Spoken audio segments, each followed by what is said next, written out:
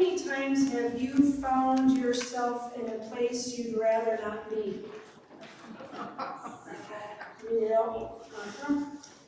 It's not what you know, right? It looks different.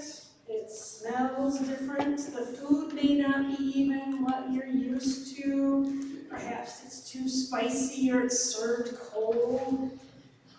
Perhaps different animals and different vegetables are eaten than what you're used to. Not to mention the people you encounter when you are in a place you'd rather not be. Or it's just mostly uncertain. How are they going to treat me? Are they going to be nice? Are they going to be snotty? Is everything going to be okay? And even more simply, what happens if you find yourself sitting in a spot you normally don't sit? Think about where you sit in church. And if somebody's sitting in your spot, exactly, then what are you going to do? Oh my goodness. It's terrible.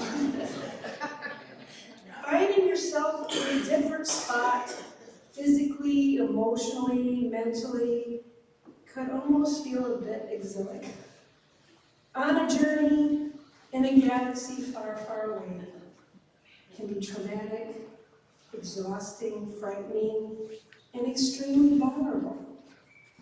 And when Star Wars: A New Hope debuted on May 25th, 1977, people gravitated toward the small rebel alliance that fought for freedom and democracy under the oppressive rule of the evil galactic empire.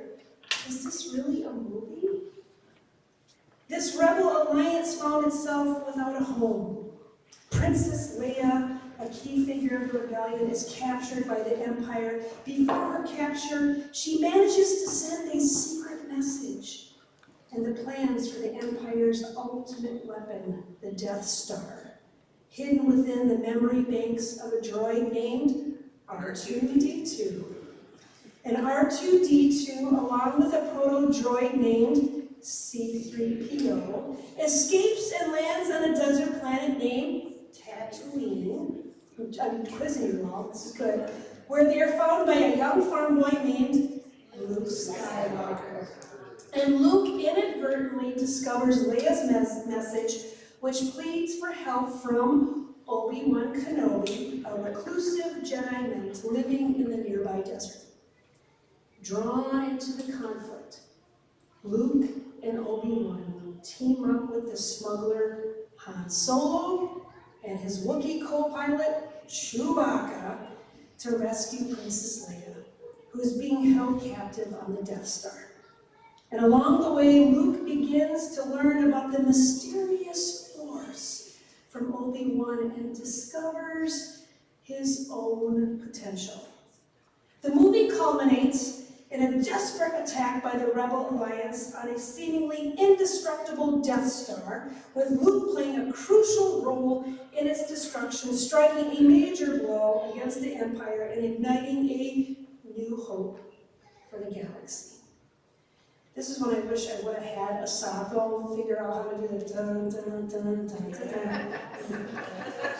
Do you have that out? Yeah, pretty close. We'll work on that. We'll synchronize this a little better. And frankly, who doesn't need a little hope today? And perhaps we too need to be invited to use the Force. In this season of Easter, we are reminded of the post-resurrection Jesus and are asked to remember Jesus' teaching of loving and healing and speaking truth to power. In some ways, it is responding to circumstances in the present with glimmers of future casting of what can be, and not to take for granted what can be and what we already have, how that pushes out as we look forward. Perhaps we too need to be invited to use the force of resurrection, hope, and promise that death is not final. And this hope just didn't come out of nowhere. Jesus' teachings were deeply rooted with the oral tradition of the prophets. Jesus knew the story of the prophet Jeremiah and the hope that they preached and prophesied. The people of Judah became refugees of the Babylonian Empire and were exiled to Babylon under the leadership of King Nebuchadnezzar. They had little choice. Their way of living was turned upside down, and whether they wanted to or not, these exiled people learned what they were made of while they traveled to Babylon and established themselves in the new land. Jeremiah writes to these weary people to settle, to calm, and to find shalom. It is God's way that they act like settlers and not short-term tourists, despite some of the false prophets who were promising that this time in exile would be short. This is also the only place in the Old Testament with an explicit command to pray for enemies. See the welfare of the city where I have sent you into exile and pray to God on its behalf, for its welfare for you will find your welfare. Jeremiah leans into God's simple instruction to build, to plant, to live, to seek, to endure. Simple instructions. Perhaps too simple, and yet these instructions require a kind of trust and faith that believes God can find a way out of no way. These very active verbs were being spoken to a people who very much are living in the past. Remember when we used to do it this way? Remember when we would gather in this place? Do you remember this and that? Do you remember the good old days? Weren't they so good? Jeremiah is trying to move the people of Judah out of this reminiscent stage and into the present, which will then point to a future. Professor Salome Susie Park writes, quote, by telling a community that had been dispersed and displaced that is ought to try to live a good life, God is not simply requesting a lifestyle shift, but a radical adjustment of their theology. By telling the exiled Israelites to build houses, go to work, marry and pray for their new communities, God is in fact telling the Israelites to resist the allure of succumbing to their feelings of despair, dismay, depression, and numbness, to make the best out of a bad situation, to try to move forward and survive. Jeremiah, in essence, is calling on the exiled Israelites to sustain their faith in God. End quote. This passage, though, evokes questions for us to consider, especially when we see things that tend to repeat themselves. Aggressors seeking control of land and economies in order to lord over others that seem less worthy. Why, even in today's standards, does this still continue? How many times have you looked at your TV screens or news articles and wondered, how can this still be happening? Jeremiah lived between 650 and 570 BCE. He was deeply prophetic. The people cringed when he spoke. It was a message that often was not welcome, and then when one listens carefully, there were elements of truth and hope.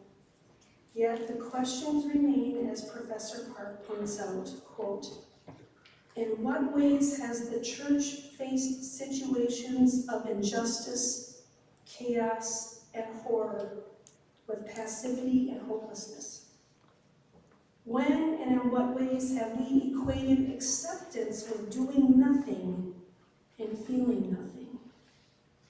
How might we both accept our place in an unjust world and also sustain our belief that the arc of the moral universe does indeed bend towards justice?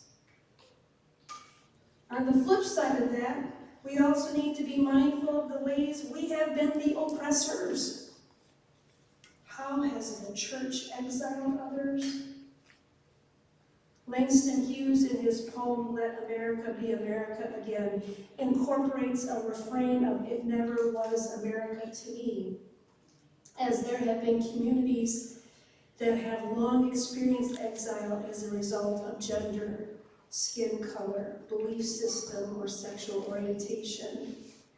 And now we add words like migrant, those with protected status, those who are even citizens, as being exiled.